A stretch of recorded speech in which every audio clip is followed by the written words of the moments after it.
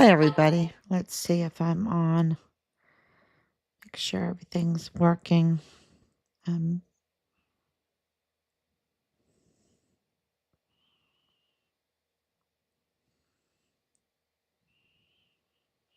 I'm not seeing it.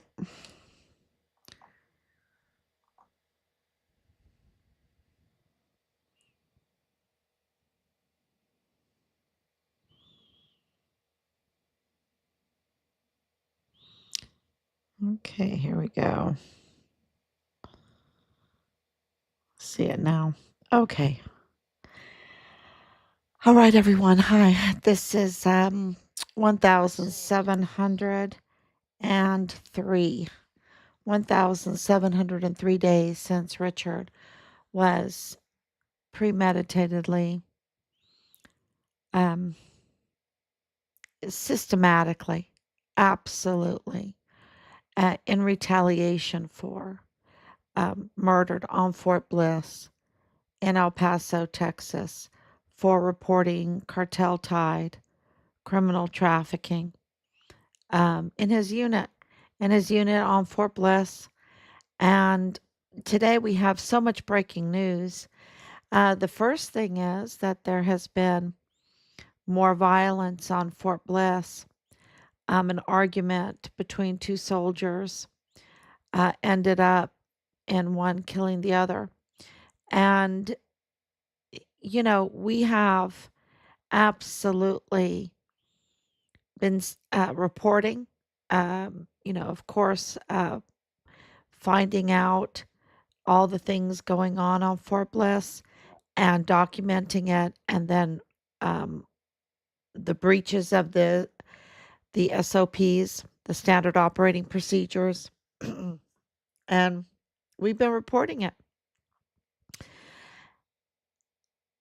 We have so many letters to the generals, to authorities, the breaches of security on Fort Bliss, and we have been absolutely hammering every day for 4 years about the lack of esprit de corps, about the lack of leadership, about the security issues, about um, the cartel infiltrated, um, the girls being brought in, these young girls, 14-year-old girl living in the barracks, the weapons problem, the drugs problem, um, just so much. And this causes an environment that is not esprit de corps, right? That's not about the esprit de corps. That's not about the loyalty, the patriotism to the country, an army of one, leave no soldier behind. Um, all of the slogans that they promote to recruit, and yet, y- y- you know, um, my dad was really telling me over and over again because he went on Fort Bliss several times. Of course, he worked on Fort Bliss, and he said, where's this esprit de corps? Where's this esprit de corps? There's no esprit de corps. Um, and you can't have a functioning military without esprit de corps. And, of course, since January 20th, 2025, and later than, President Trump came in, he is the commander in chief. But later than that came Secretary of Defense Hegseth, how they just wanted to delay, delay, delay. And so he has a lot of work to do. Um, and and it seems very clear, obvious that the opposition, and who do I call the opposition? I would say cartel friendly individuals, cartel friendly individuals, those that want the cartel tied criminal trafficking to continue on our southern border. Those that, this is a very big business, billions of dollars. And so I'm just thinking that, those that oppose Hegseth, because, he hasn't even been in there long enough for them to oppose him right now. They're just trying to find anything if he has a hair out of place or whatever, and try to oppose him.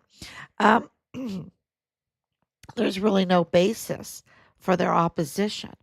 And this signal um, lawsuit by the same judge, the same judge, and the same judge, and the same judge seems like judicial manipulating and tampering to me. Um, which we know for sure that they do because of Luther Jones, right? Because of Luther Jones, because of the Walmart mass shooting case, because if we could tell you all kinds of things that our investigations have found out, and I will tell you that there is a lot of illegal judicial juggling, manipulation, and everything to get the results that they want, right? And and so it is obvious that they're doing this to President Trump, and trying to attack because of a chat, and what about Benghazi? What about Abbey Gate? What about I could go on and on and on. Things that I know because of my husband's 30 years in service in the Army. And I'm going to tell you, their tolerance is very, very high for all kinds of stuff. But all of a sudden, you have this little signal chat, and really a nothing burger, and this uh, so-called journalist or whatever. He seems to be cut out of the same cloth as Bob Moore, from the Atlantic, that is so unpatriotic, has no esprit de corps, thinks he's, uh, belongs to a different country, right? It's like he's working for foreign and domestic enemies, like he's working for a foreign enemy, because, here he is in this chat, and he's not, no esprit de corps at all, no creed, no patriotism, no, hey, I'm in this chat. Maybe you don't want me to be in this chat. Um, you know, uh, no, he gets out and he is in total opposition, and does things to harm our country. Does things to harm our country. He's the one. Atlantic needs to fire him. What's his name? Goldberg or something? Uh, he's shot. He's not gold. He's shot. Shot means, unuseful metal. Unuseful metal. Um, and it's like, who wants that guy on your team? Where is their patriotism? Where is their loyalty to this country? It they are really poor losers. I think they're very poor losers. And it really is a nothing gate, a nothing burger, and he needs to go with his tail between his legs, find a different job, right? Because he's just, I don't know. It's just terrible. So that really handles the whole signal thing. And then, of course, this um, terrible violence that Secretary of Defense Hegseth has to address on each and every one of our military installations. The damage that has been done in the last 4 years is severe. It's really severe. And I know this because I have so many connections with the military. And he's going to have to do a lot of work to regain the esprit de corps, the discipline, um, the creeds, the patriotism within our military, to create a fighting force that nobody can beat. It takes a lot of discipline, and it takes a lot of esprit de corps, it takes a lot of love. You can have all this discipline, but if you don't have a love for your country, then you're easily compromised. And so these two young men that were soldiers on Fort Bliss to get in an argument at a party argument, and one killing the other. Um, they haven't been trained properly. It's to me, and that's my opinion. Um, sorry, a lot of talking. They haven't been trained properly because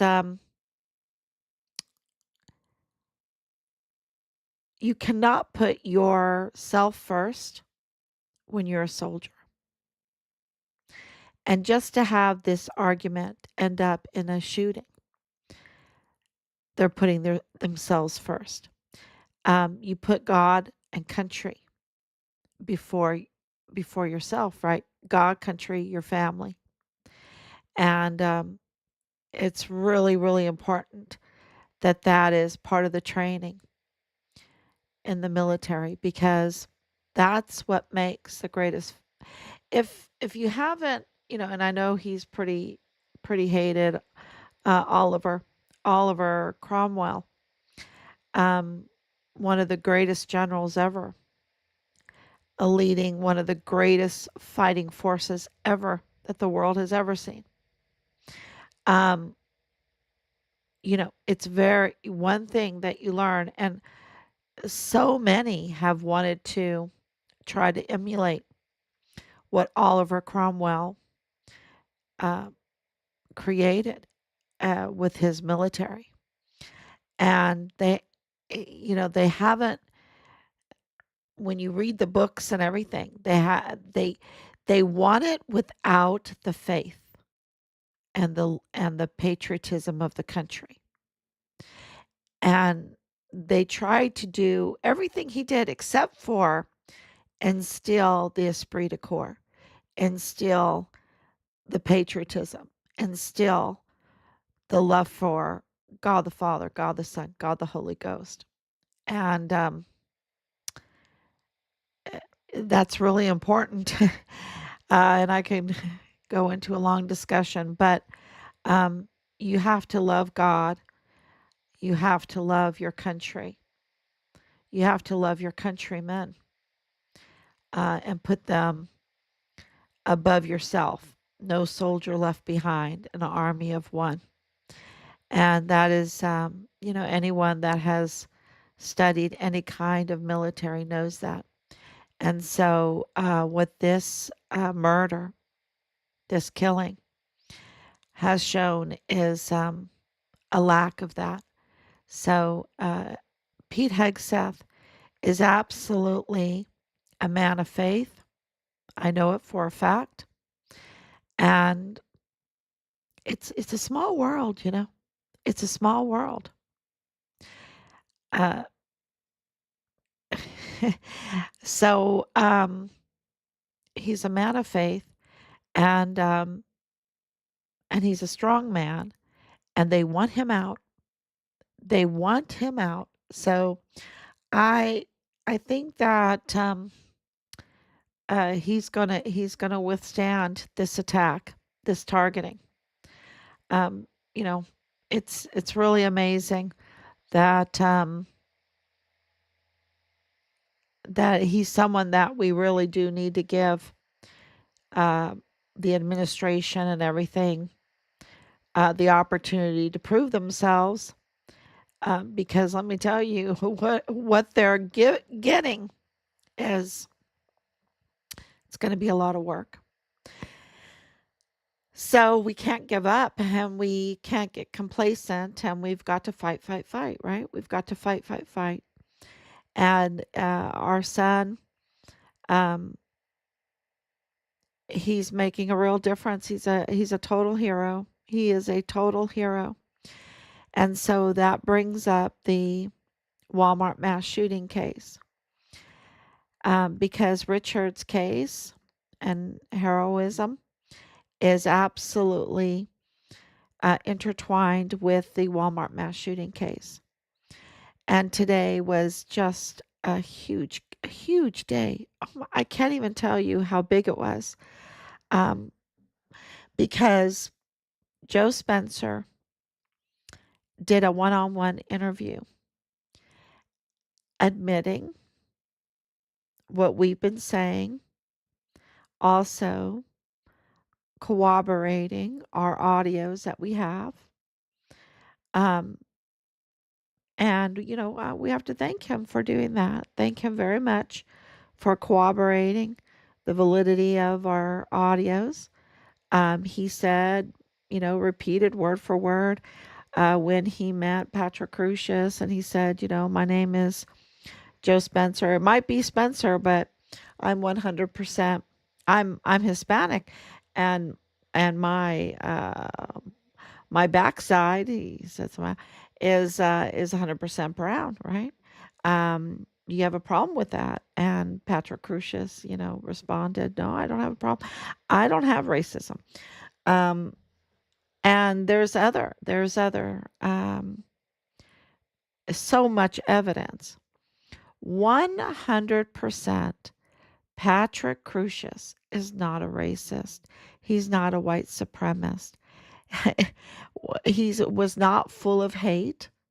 He and I brought it up. Oh gosh, how long ago did I bring it up? He surrendered himself twice. Okay, twice. They had to tell him, well, go away, not time yet. His timing wasn't precise. His timing wasn't precise. Um, and he surrendered to a Hispanic officer. So, and how, why was I so confident in all of that? Well, there's so much overwhelming evidence. And, if you go to Bob Moore for your evidence, if you go for the legacy media for your whatever you're supposed to believe, um, you're setting yourself up to be a victim of asymmetric warfare tactics, right? You're setting yourself up to be absolutely a victim of asymmetric psychological warfare tactics. That is what they play. That is that is what they're doing. You just can't do that. You have to go to the evidence. You have to look at Patrick Crucius. You have to hear Patrick Crucius. You have to see his shirt, his shoes, his pants, his clothes. His clothes were all clean. How does that happen? His shoes were all clean. How does that happen? How does it happen that he goes to a Hispanic officer? How does it happen that he shows up in a court and it's like he doesn't know what's going on? He doesn't have a chip on his shoulder. He just kind of stares. He looks sometimes, right now he looks very scruffy because they are illegally parading him around in that gel clothes and the um, uh, chains and all of that. Um, what they're doing to him, and he he doesn't realize he's the patsy, right? The patsy, and his family is in the courthouse with mitigating evidence, meaning they absolutely know that he has autism, that he has other severe mental health um, conditions. And because he is shows no, I mean, the evidence is so overwhelming that, I just was watching him.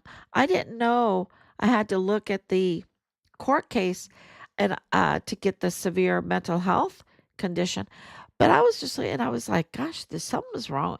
He seems to have autism, right? See, you know, all all the evidence, all the I'm just looking at him and I think he has autism.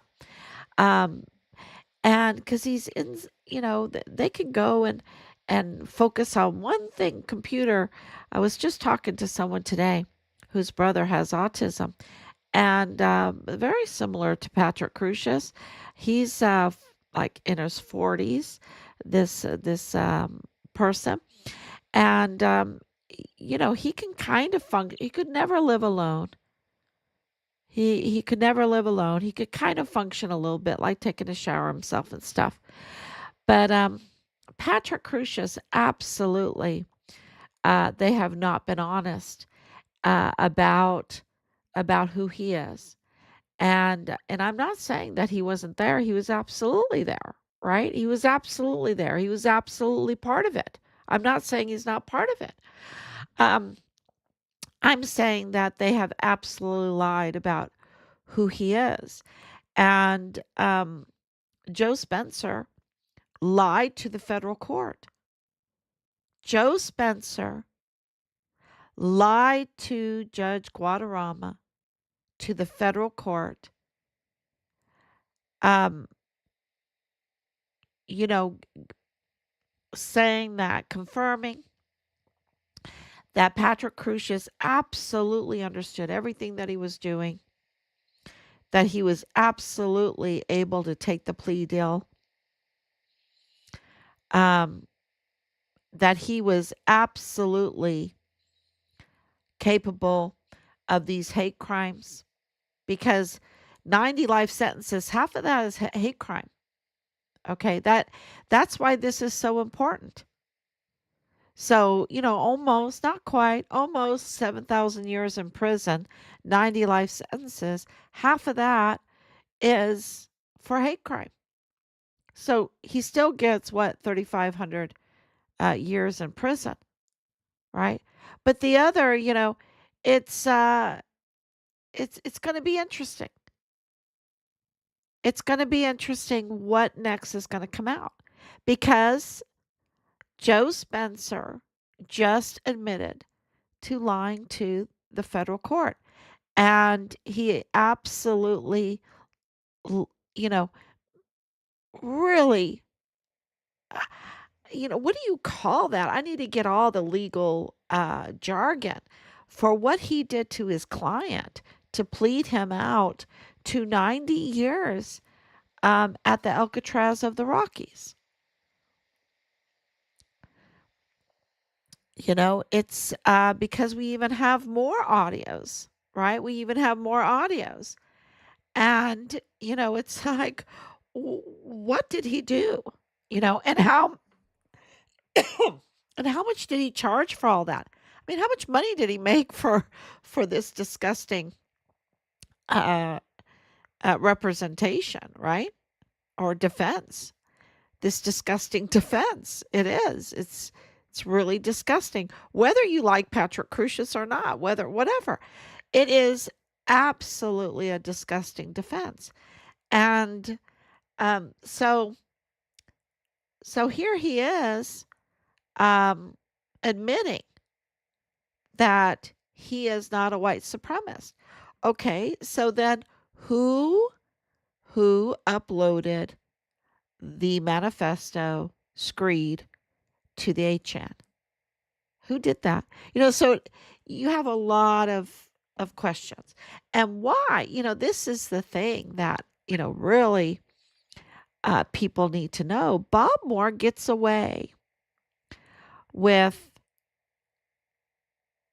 reporting the terrible narrative, and it was a lie. Sorry, y'all. Gosh. Um, yeah, this terrible lie. False stories. He gets away with reporting false stories. That, as a 501c3. And it's not just Patrick Crucius he did that with. And think about the damage he did. The damage that he does by dividing El Paso. The direct attack on the esprit de corps of El Paso. The direct attack on the esprit de corps, the relationship between the U.S. and Mexico. The delivering such a reckless, false narrative is so divisive and does so much damage and is so criminal, Bob Moore needs to be held responsible. And he did this in our son's case. And think about what that does to our military, what that does to the thought, the considerations of each and every soldier when they read the garbage that Bob Moore, his lies, because a lot of the soldiers that will read the story about Richard knew Richard, and they absolutely know the lie. They know it wasn't true. Witnesses have been silenced.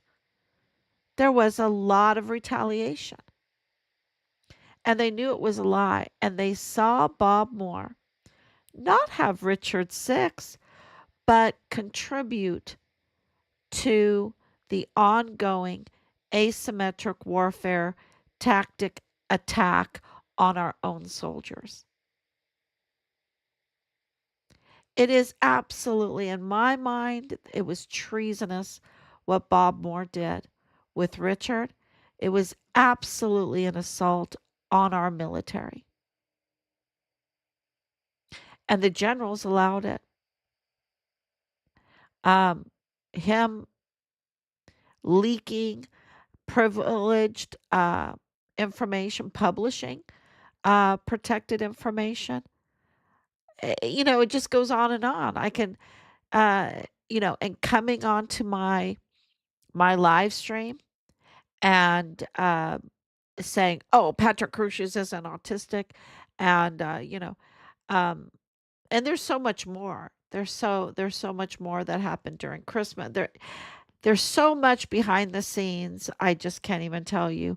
It is by the grace of God that this is happening because Joe Spencer just corroborated and validated the audios that we have, admitted to misrepresenting his client to the federal court, and confirmed that Patrick Crucius is neither a white supremacist, full of hate or hateful rage or whatever. He's not any of those. And that he is autistic, that he has a severe mental health condition. So he just corroborated everything that we've been saying, that Bob Moore was, um, mocking us for saying. And we are right in our son's case also, because our son's case is intertwined with this Walmart mass shooting case. And, it's interesting. I never thought that I would hear Joe Spencer kind of, uh, let's just say he didn't do himself any good today. You know, um, they're really trying to, um, I don't know. I think that they're facing the thought that accountability might actually happen. I think that that's what's going on behind the scenes. And we know that we have a new sheriff in town, and his name is President Donald Trump, and he has a new administration. And that is with Kash Patel and with Dan Bongino and with Pam Bondi and with Pete Hegseth and with Tom Homan, right? And so many more. These are different, a whole different administration. And they are not going to allow the doggy mass, sex cults rule over or rule inside of our military. and it was doing a lot of harm. That that kind of nonsense, that kind of crime inside our military. Our military is paid for by the American people to defend our Constitution, to defend our Constitution. So, and that requires uh, esprit de corps, a love for the Constitution, a love for our country, a love for our countrymen, and to divide our countrymen, um, to to stoke national and international um, problems with that kind of rhetoric when there's no truth to it. Now, if there was truth to it, we need to get on that, right? We need to get on that and solve that problem. But to do it without that being reality, it's kind of like that Smollett thing or the other thing with the noose and all of that. That's just so divisive. And you know what is such a comfort is that they are fake. These are fake. And for the most part, they are fake. We are a pretty united country. We are a much more united country than what we know because they peddle this divisive false stories to make us think, it's asymmetric warfare tactics, psychological, to make us think we're divided. And I don't think we are. Um, I think we're uh, ideologically divided. But, and that, that's absolutely could be the case. Absolutely is the case. But, this racism stuff, am I allowed to even say that word? I just, it's really good to hear uh, the defense attorney for Patrick Crusius finally admit the truth. And I hope that he tells us how much it cost, how much he was paid through all of this, because it's tens of millions of dollars. And um, and Richard's case is really high too, y'all. It's really high what they've spent. It's just crazy. It's a lot of waste, fraud, and abuse. Um, and I think they're going to come out with more revelations. And you know, so thank you so much for coming on here and listening. I know it's very late. Thank you, Anicia. Thank you, Danielle. And I hope I answered any. If you have any questions, just let me know. I can answer them. Um, but we're doing miraculous things. Uh, I would never, ever, ever thought um, that we would do these miraculous things. I just wanted to know where my son was. I wanted to know where my son was, and I wanted the truth. And and it's just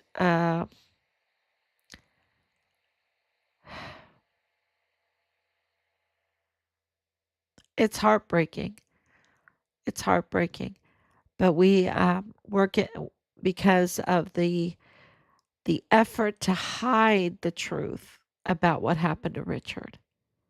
It was so big, y'all. And so to unbury it, to shovel by shovel to take their lies away. Um, I could have said something else, right? But their lies away. Uh, it's just been miraculous that we've been able to do it. So we're very very close, and God wants it to reveal this uh, Walmart mass shooting. I think He wants to heal El Paso along with Fort Bliss. Just constantly in prayer about this because Richard's case is so intertwined with the Walmart case that I think God wants to heal El Paso along with Fort Bliss. And thank you for sharing. Thank you for yeah, commenting and sharing is is just gold. That's what's gold because we are a government of the people, by the people, and for the people. And anytime that you comment, it's like a vote, right? Anytime you comment and anytime you share, it's like a vote. You're voting for it. You want that information out, and it ripples. It ripples um, to the movers and the shakers. And you are the mover and the shaker, right? You're the one that moves them.